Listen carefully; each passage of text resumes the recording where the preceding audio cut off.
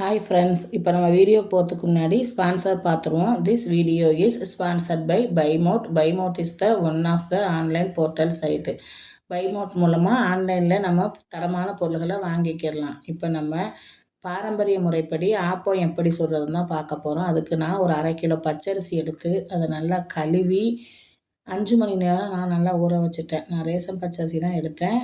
நீங்கள் எந்த பச்சரிசி வேணாலும் எடுத்துக்கிடலாம். அதை ஒரு மிக்ஸி ஜாரில் போட்டு நல்லா நைஸாக அரைச்சிடணும். அரைச்சிட்டு அதை ஒரு கோப்பையில் சேர்த்துடணும்.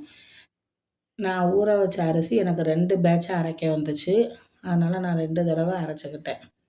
அரைச்சிட்டு அந்த மாவை நம்ம எடுத்து இன்னொரு பாத்திரத்தில் மாற்றிட்டு ஒரு கால்வாசி மாவு, அதாவது நான் ஒரு அளவுக்கு சொல்கிறேன், ஒரு கிளாஸ் மாவு எடுத்து எந்த கிளாஸில் வேணாலும் நம்ம ஒரு அளவாக எடுத்துக்கிடலாம். ஒரு கிளாஸ் மாவு எடுத்து அதை இன்னொரு பாத்திரத்துக்கு மாற்றி அதில் அந்த மாவோட 4 டம்ளர் தண்ணி சேர்க்கணும். 1 டம்ளர் அரிசி மாவு எடுத்தோம்னா 4 டம்ளர் தண்ணி சேர்த்து அதை நல்லா கலக்கணும். இது பாரம்பரிய முறைப்படி சுடுற ஆப்பம். இது அந்த காலத்தில் எங்கள் மூமா இது சுட்டு தருவாக, நல்லாயிருக்கும். ஆனால் இப்போ நாங்கள் இந்த மாதிரி செய்கிறதில்ல, வேலை ஜாஸ்தினால இது செய்கிறதில்ல. ஆனால் இது செஞ்சால் நல்லாயிருக்கும். அதை அப்படியே தண்ணியில் கரைச்சி காய்ச்சணும். காய்ச்சினா ஒரு அல்வா பதத்துக்கு வந்துருச்சு பாருங்கள். ஒரு கூழ் ஒரு மாவு அந்தளவுக்கு கொஞ்சம் கெட்டி ஆயிரும். தண்ணி சூடான உடனே அது கெட்டி ஆயிரும். சிம்மில் வச்சு நல்லா அதை காய்ச்சி ஆற வச்சிடணும். ஆற வச்சுட்டு நான் மாவு அரைச்ச மிக்சியிலையே அந்த மாவை நல்லா ஆறின பின்னாடி அந்த இதை சேர்த்து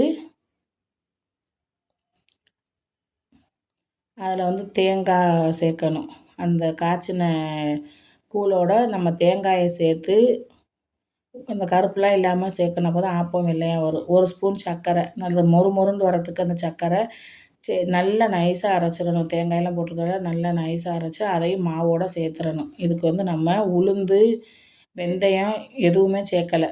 ஆப்பத்துக்கு சோறு சேர்ப்போம். அந்த சோறும் இதுக்கு சேர்க்க வேண்டிய அவசியம் இல்லை. ஏன்னா நம்ம அதை நம்ம காய்ச்சிடுறோம். இதுக்கு கப்பி கஞ்சி முறைப்படி பாரம்பரியமாக செய்கிற ஆப்பம்.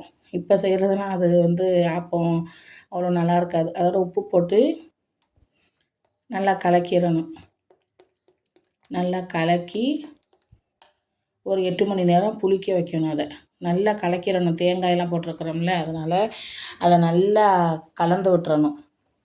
கலந்து விட்டுட்டு மூடி ஒரு 8 மணி நேரம் நம்ம புளிக்க வைக்கணும். இப்போ நைட்டு ஆட்டினோம்னா காலையில் நம்ம எடுத்து பார்க்கலாம். இந்த பாருங்கள், பொங்கி வந்திருக்கு. உளுந்து சேர்க்காமையே எவ்வளோ அழகாக பொங்கி வந்திருக்கு பாருங்கள். நான் காட்டுறேன் பாருங்களேன்.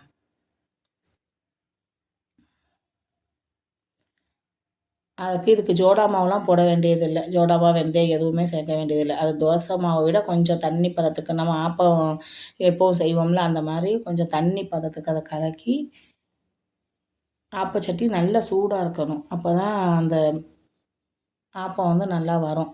சூடாக ஊற்றினோன்னு இந்த பாருங்கள், ஓட்டையாக வந்திருக்குது. அப்போ தான் கரெக்டான பதம்னு அர்த்தம்.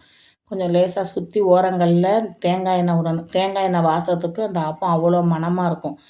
ஆப்பம் வெந்த உடனே வேகிற டைம் நம்ம பார்த்துக்கிட்டு, இந்த பாருங்கள் எவ்வளோ அழகாக சாஃப்டாக அந்த ஓட்டையாக வந்திருக்கு. இந்த ஓட்டையாக வர்றதான் நமக்கு கரெக்டான பதம். உளுந்து போட்டு சுட்டோம்னா அது சப்புண்டு தோசை மாதிரி இருக்கும் அந்த ஆப்பம். ஆனால் இந்தளவுக்கு வாசமாகவும் இதாகவும் டேஸ்ட்டாகவும் இருக்காது. இப்படி செஞ்சு பாருங்கள், நல்லா டேஸ்ட்டாக இருக்கும். நான் இன்னொரு ஆப்பம் சுட்டு காட்டுறேன் பாருங்கள். அப்போ கல் சூடாக இருக்கணும். ஆப்பச்சட்டி நல்லா சூடாக ஊற்றணும். ஊற்றி ஓரங்களில் எண்ணெய் ஊற்றி எடுத்தோம்னா நல்லா மணமாக இருக்கும். அந்த எண்ணெய், தேங்காய் எண்ணெய் விடணும். மூடி போட்டுருங்க. அழகாக வெந்துருச்சு. அப்போ அப்படியே எடுத்து அதை எடுத்துருங்க. எடுத்து இன்னொரு தட்டுக்கு மாற்றி வச்சுட்டா நல்லா சுட சுட சுவையான ஆப்பம். இதுக்கு தேங்காய் பால் தான் நல்ல காம்பினேஷன். சூப்பராக இருக்கும். தேங்காய் பால் சேர்த்து சாப்பிட்டோம்னா குழம்பும் வச்சு சாப்பிட்லாம். ஆனால் நாங்கள் தேங்காய் பால் தான் வச்சு சாப்பிடுவோம். நான் பிச்சு காட்டுறேன் பாருங்கள். எவ்வளோ அழகாக ஓரங்களில் மொறுண்டும் நடுவில் ரொம்ப சாஃப்டாகவும் வந்திருக்கு. இந்த மாதிரி நீங்களும் செஞ்சு வீட்டில் சாப்பிடுங்க. Bye friends.